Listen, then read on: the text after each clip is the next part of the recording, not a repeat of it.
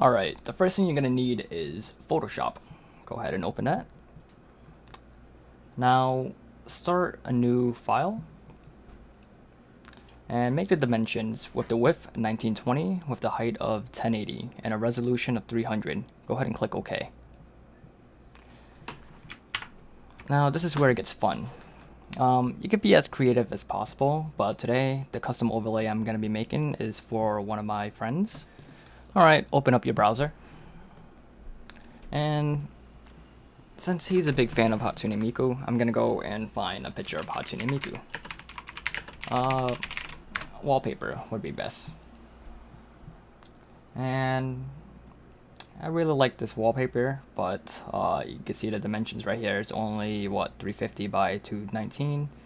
Looking at the other images, we can possibly find one that fits the dimensions, but this is the other way around. Alright.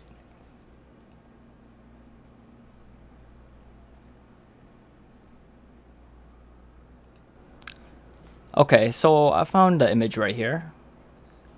I could change the dimensions to 1920 by 1080. Click that.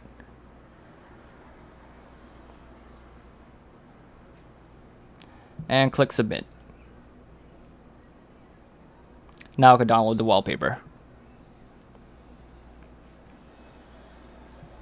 Next, just drag the wallpaper into your Photoshop. Make sure it fits into your screen.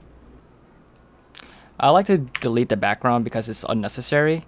Right click the image, go to blending options. I'm going to create a filter basically to make the image a lot more prettier and so that it fits the style and theme color that I'm going for. So we're going to find a nice peach to light purple color. I do that by adding a gradient overlay and then changing the blend mode to screen and then just changing the opacity to whatever fits. It's basically personal preference, so 75% might be good. If not, then I can change it to 60.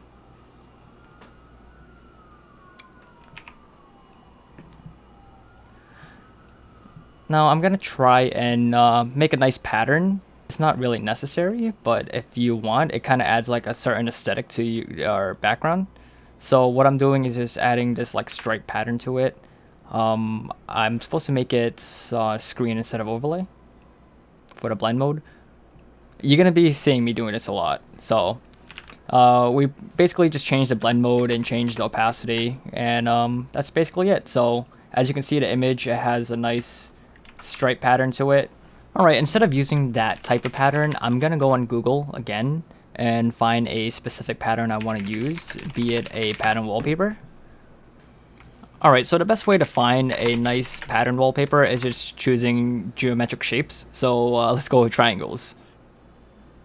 And looking around, I guess this one would work. I'm gonna click view image to take me directly to the website. And let's see if there's anything else. Alright, so this one looks a lot better. I'm gonna take this one, view the wallpaper, and then download it.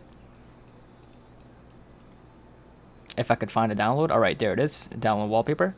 And now just like what we did with the previous wallpaper, we just drag it into the Photoshop and adjust it to the screen by holding shift and then just dragging the edges.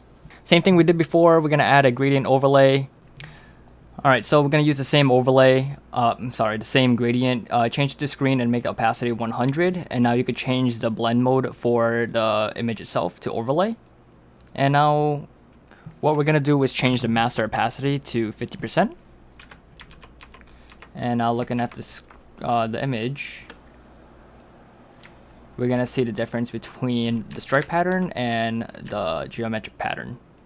And in my opinion, I prefer the geometric pattern.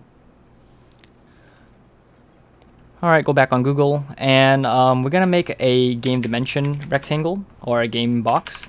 And by doing that, we need the dimension of the game that we're playing. So Acrylic plays his games in 1440 by 900. I'm gonna find a wallpaper just as a way to determine the size that we're gonna use for our overlay. I'm going to take a random image like this one, just save it and drag it into the Photoshop like we did before. Hold shift, drag the edges so you can fit it to the image. So this image is basically going to be a way to reflect how big the dimensions for your game is going to be on your overlay. Okay, now that we got that in place, use your rectangle tool and draw a box around your image.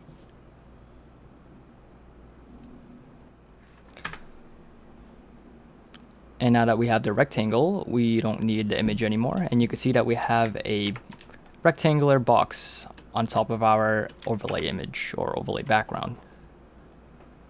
Now I'm going to do what we did before. Again, we're gonna go back into blending mode.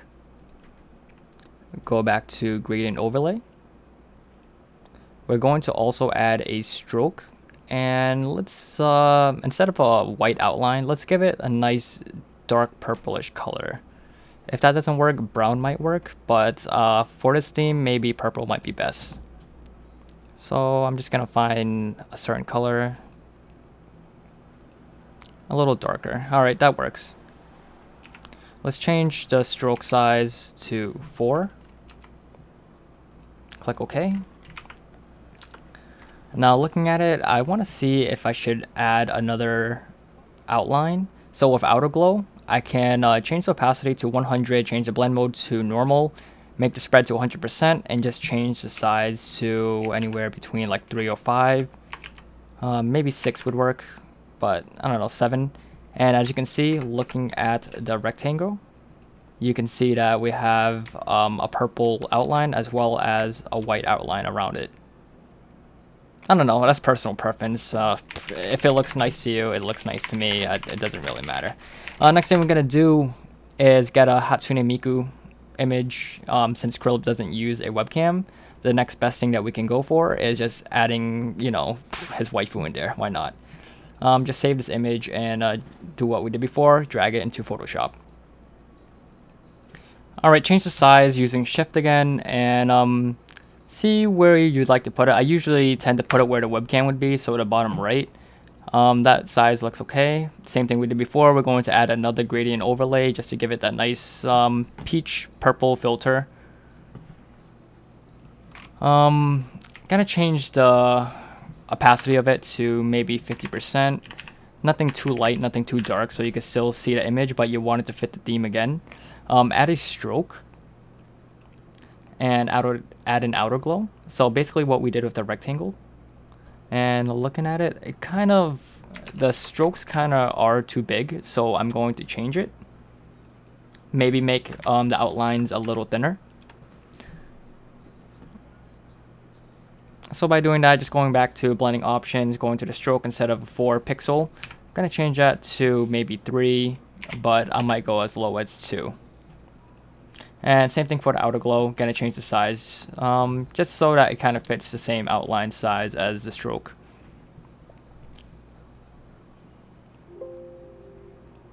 And now make a duplicate layer of the rectangle box. We're going to rename our boxes so that we know which is which, so the game box as well as the chat box. When you're streaming, you kind of need a chat box, so I don't know, people in the chat can see their chat display on stream or something. I don't know. I guess it looks nice. And it kind of helps people keep track of where the stream is if there's like any delay. Because once you type in stream, you know, it pops up on the live chat. And then when you're looking at the stream itself, if your chat or your text, comment, whatever, didn't pop up on stream, then there's a delay. What I did there is I'm changing the border size, so you can see 5 to 10. It kind of adds like a curved shape instead of like a pointy corner. I might do the same to the game box, but it doesn't really look like it's too necessary. Looking at the bottom right of the game box, I don't like how there's a little gap there. So I'm going to make that a little bit smaller, holding shift and just dragging it a few pixels. There we go. Okay, looking at it as a whole, just want to make sure everything is organized. Looking at the left side, there's no big gaps. We might drag the top a little bit more to the top of the game box as well as the chat.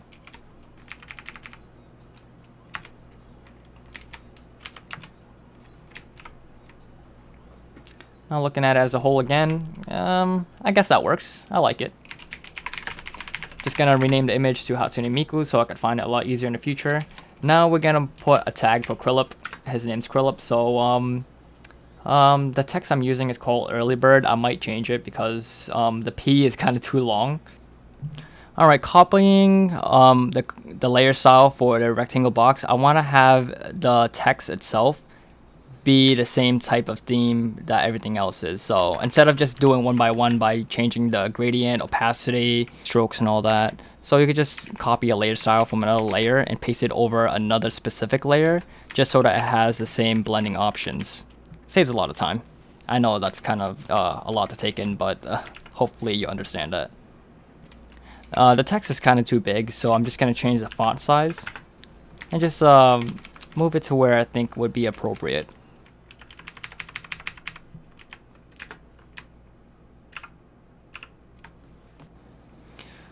Alright, so to avoid clutter, we're going to delete the image we had before, and we're going to merge these three images into one. Basically, the pattern, the gradient filter, as well as the background image. We're also going to add a screen. A screen is just something, for an example, a tint that I'm going to be placing over text boxes. Just necessarily for places that you'll see any type of text or chats. Change the opacity to 50. There we go. It basically is just so you can. It's easier to read the chat. You'll see what I mean in the future. Going to duplicate that rectangle again because it's a lot quicker than just making a brand new rectangle. This is going to be Krillip's now playing bar. So any type of music that he's listening to, whether it's being Osu or just music on YouTube. Alright, so the size of the border is kind of too big, so I'm just going to change the pixel width to 1.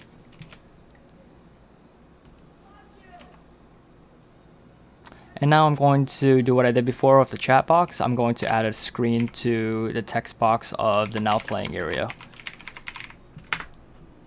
I'm going to make another text file or text layer, call it now listening, copy the layer style from the rectangle box and just paste it over to now listening.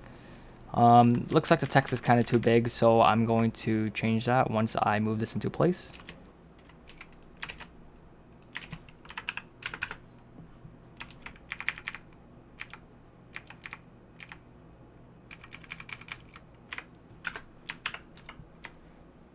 Alright, so we're basically done with everything, and one thing you want to get in the habit of is making groups of all your files, all your layers. So all your text layers, all your rectangle layers, and any type of images.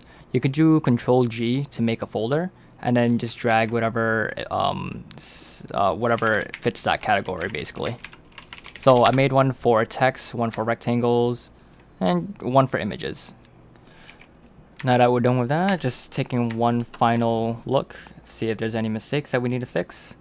One thing I forgot to do was delete the background image for where the game's going to be, because basically the overlay is going to overlap the game itself, and you can just place the game under it on OBS. Now just save the image, save it as a PSD file first, and then save it as a PNG file. This is just so that if you want to make any adjustments in the future, you can just go back on the Photoshop file and basically add any new things you want to your overlay, or remove anything that you don't see that's necessary anymore. Now that we're done with that, we're going to go on OBS and set this all up. So I'll see you there in 1 second. Okay, we're here now. Make a new scene. I have a video on this on how to set this all up, but we're just gonna go through it again. Add an image source and then just locate where the image is and just paste it in. Click OK, and we have it right there. What we're gonna do next is add in the chat. So to do that, go to your YouTube live stream, click on pop-out chat, not participants, and you're gonna have another window pop up. Just copy that link, go back to your OBS. If I could find my OBS, I have two OBS, one's for recording and one's for demonstrating how to set everything up. Okay, make a browser capture, Just call it whatever, call it chat, but I'm kind of in a rush, so I'm just gonna default it as browser source. Paste a link in the URL, and I have a custom CSS chat that you can use. I'll put in the description of the video. Just copy that and paste it in the CSS location. Click OK. Now it should be transparent. You won't be able to see it, but you'll have a red box. Now what we're going to do is play with the dimensions, so change the width and height according to the size of your chat box. Alright, there we go. Now we're going to test out the chat.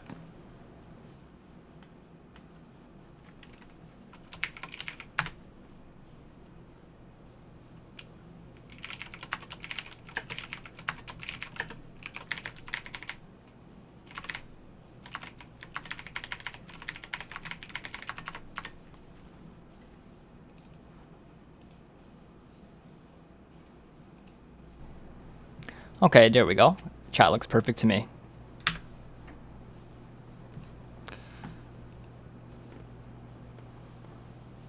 Next thing we're going to do is add in Osu.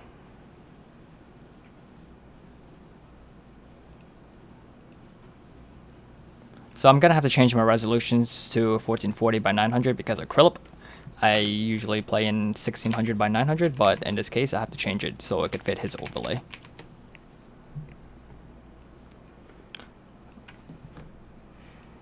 Okay.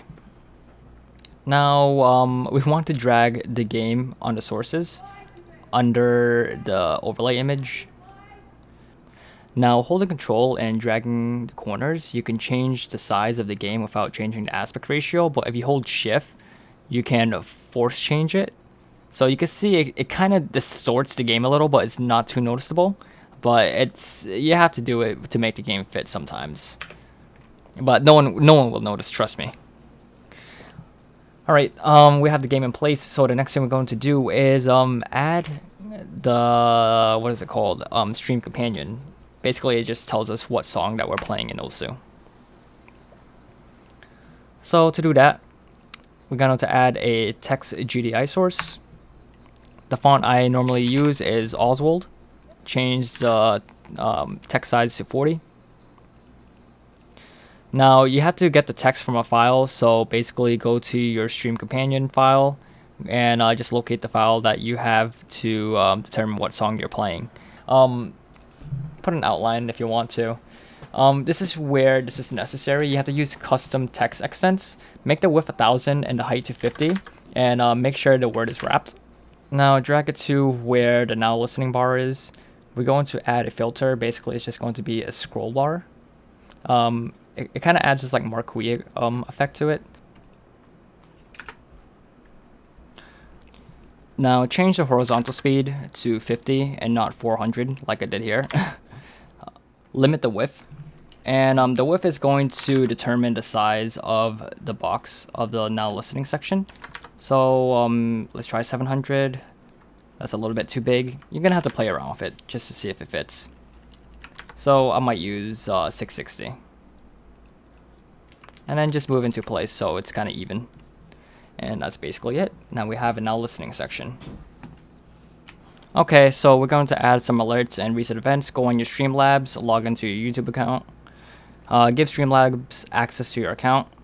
And once you're logged in, locate where your, what is it called, your widgets.